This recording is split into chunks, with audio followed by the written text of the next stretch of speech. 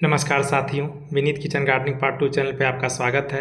अगर आप मेरे चैनल पे नए आए हैं तो मेरे चैनल को लाइक और सब्सक्राइब जरूर करिए, जिससे कि आगे आने वाली वीडियो के बारे में आपको जानकारी हो सके। साथ ही घंटी का बटन दबाना ना भूलिए, क्योंकि जब मैं नई वीडियो अपलोड करूँ तो आपके मोबाइल पर नोटिफिकेशन जा सके। साथियों देखिए, मेरे द्वारा यह 4 से 5 एलोवेरा का पत्ता काटा गया है। इस एलोवेरा के पत्ते का उपयोग हम मिट्टी में फंगिसाइड्स या फंगस जो लग जाते हैं उसे समाप्त करने के लिए किया जाता है। यदि आपके पौधे की मिट्टी काफ़ी पुरानी हो जाती है तो धीरे धीरे उसमें फंगस लगने शुरू हो जाते हैं। ऊपर की मिट्टी जो होती है वह हरी हो जाती है, और हरी होने की वजह से उसमें ढेर सारे ऊपर से फंगस लग जाते हैं, जिसकी वजह से आपके पौधे की ग्रोथ भी रुक जाती है और फूल फैलाना आपका पौधा बंद कर देता है।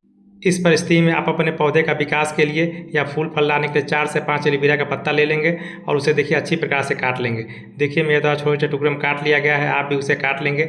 और काटने के बाद से मिक्सर मशीन ले लेंगे और उस मिक्सर मशीन में इस एलोवेरा का जो टुकड़ा आपने काटा हुआ है उस पत्ते को अच्छी प्रकार से मिक्सर में डाल के पीस लेंगे।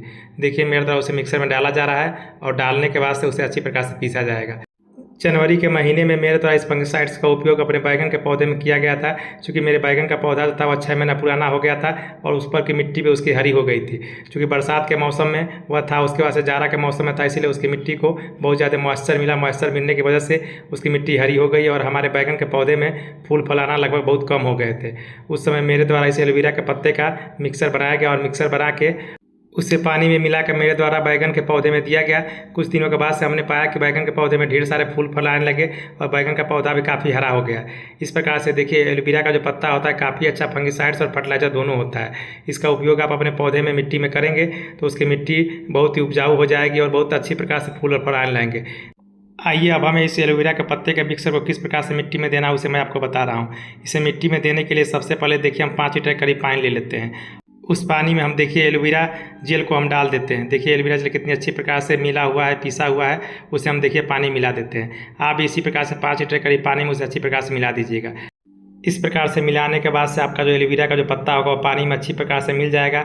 जब इसका उपयोग आप अपने पौधे में करेंगे तो काफ़ी अच्छा रिस्पांस पाएंगे। साथियों आइए अब मैं आपको इसके बाद से बताने जा रहा हूँ कि इसका उपयोग आप अपने पौधे में किस प्रकार से करेंगे, कितनी मात्रा में देंगे, जिससे कि आपके पौधे का नुकसान नहीं होगा। जब आपकी मिट्टी बहुत पुरानी हो जाती है तो धीरे धीरे उसमें फंगस लगने लगते हैं। फंगस लगने के साथ ही उसके पोषक तत्व भी समाप्त हो जाते हैं। यह एलोवेरा जेल जो होता है वो अच्छी प्रकार से आपसे फंगस को भी समाप्त कर देता है और आपकी मिट्टी में पोषक तत्व भी प्रदान करता है। इस प्रकार से इसका फर्टिलाइजर का आप उपयोग करेंगे अपनी मिट्टी में तो कुछ दिनों का पाएंगे कि आपकी मिट्टी काफ़ी उर्वर हो गई है और काफ़ी अच्छी प्रकार से आपके पौधे हरे भरे होकर बढ़ रहे हैं। आइए साथियों, अब मैं देखिए ग्रो बैग या गमले के पास आपको लेकर चलता हूँ और वहाँ पर मैं आपको दिखाता हूँ कि इसकी कितनी मात्रा हमें पौधे में देनी है। देखिए आधा लीटर की यह मात्रा जो है उसे हमको एक ग्रो बैग में दे रहा है। यदि 18 या 24 इंच का ग्रो बैग है तो उसमें आप आधा लीटर करीब इसकी मात्रा देंगे और कुछ दिनों के बाद से पाएंगे कि आपके पौधे का रिस्पांस काफ़ी अच्छा है। देखिए दूसरा ग्रो बैग है। आइए साथियों, अब मैं आपको तीसरे ग्रो बैग के पास ले चलता हूँ। भी 18 इंच का ग्रो बैग है और उसमें भी देखिए मैं आधा लीटर की फर्टिलाइजर की मात्रा को डाल देता हूँ। आइए अब मैं आपको बैगन के पौधे के पास ले चलता हूँ। देखिए अब 12 बाई 12 इंच का ग्रो बैग है। इसमें हमने बैगन का पौधा लगाया हुआ है। देखिए बैगन का पौधा कितना हरा भरा है और कितनी अच्छी प्रकार से बढ़ रहा है। इसमें देखिए 250 ml करीब हम इस फर्टिलाइजर की मात्रा को डाल देंगे। उसी प्रकार से आइए साथियों देखिए दूसरा भी ग्रो बैग में जो 12 बाई 12 इंच के ग्रो बैग में मैंने बैगन लगाया हुआ है उसमें भी 250 ml करीब इस फर्टिलाइजर की मात्रा को डाल देते हैं। इसी प्रकार से देखिए तीसरे ग्रो बैग में मैं 250 ml करीब इस फर्टिलाइजर की मात्रा को डाल देता हूँ। यह एलोवेरा जेल का फर्टिलाइजर बहुत ही अच्छा फंगिसाइड्स होता है। देखिए चौथे ग्रो बैग में मैं 250 ml करीब इस फर्टिलाइजर की मात्रा को डाल देता हूँ। इसी प्रकार से सारे ग्रो बैग में फर्टिलाइजर की मात्रा को डाल देता हूँ। आप इसी प्रकार से सारे ग्रो बैग में मात्रा के हिसाब से डाल देंगे। कुछ दिनों के बाद से पाएंगे कि आपका पौधा काफ़ी हरा भरा होकर काफ़ी तेज़ी से बढ़ने लगा। आइए साथियों, अब मैं आपको बता रहा हूँ कि इस फर्टिलाइजर को आप चाहे तो इकट्ठा करके भी रख सकते हैं। देखिए इसके लिए सबसे पहले जो क्या करेंगे, हम इसका जो पानी बना हुआ है जिसको हमने मिक्सर करके पानी बनाया उस पानी को एक डब्बे में हम इसको जमा करके रख लेते हैं। देखिए मैं इसके छान रहा हूँ और छानने के बाद से एक डब्बे में इसे भर के रख लूँगा।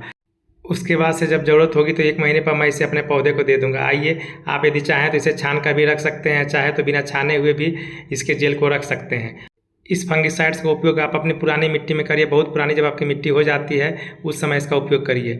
जब उपयोग करेंगे तो आपके पौधे देखेंगे कुछ दिनों के बाद से धीरे धीरे हरे हो जाएंगे और धीरे धीरे उसमें अच्छी प्रकार से फूल और फल आने लगेंगे। देखिए मेरे द्वारा इसे छान करके रखा जा रहा है। इसी प्रकार से आप भी छान करके रख लीजिएगा। और देखिए इसके बाद से मेरा डब्बा या भर गया है। भरने के बाद इसके ढक्कन को मैं लगा देता हूँ और लगाने के बाद से इसे मैं अब रख दूँगा। और रखने के बाद से जब 1 महीने पर इसका उपयोग करना होगा तब उसके बाद इसे पानी में मिला दूँगा और मिलाने के बाद से अपने पौधे को दे दूँगा। इस प्रकार से आप इसका उपयोग केवल मिट्टी में करिए, स्प्रे में मत करिए। स्प्रे में करने के लिए अलग प्रकार का मैंने फर्टिलाइजर बताया हुआ है, उस फर्टिलाइजर में आप इसके मिला के तब स्प्रे करिए। आइए साथियों, मिट्टी में फंगस को समाप्त करने के लिए देखिए मेरे द्वारा दूसरे सामग्री के रूप में कोयला को लिया गया। यह कोयला आसानी से आपको किसी भी दुकान पर मिल जाएगा। यह कोयला आपको दुकान पर ठोस रूप में मिलेगा। कोयला कार्बन का बहुत अच्छा स्रोत होता है और आप जानते हैं कि कार्बन में फंगस जल्दी नहीं लगते हैं। को ठोस रूप में लेकर के आप छोटे छोटे टुकड़ों में इसे तोड़ लेंगे और तोड़ने के बाद से उसके बाद से इसका मिट्टी में उपयोग करेंगे।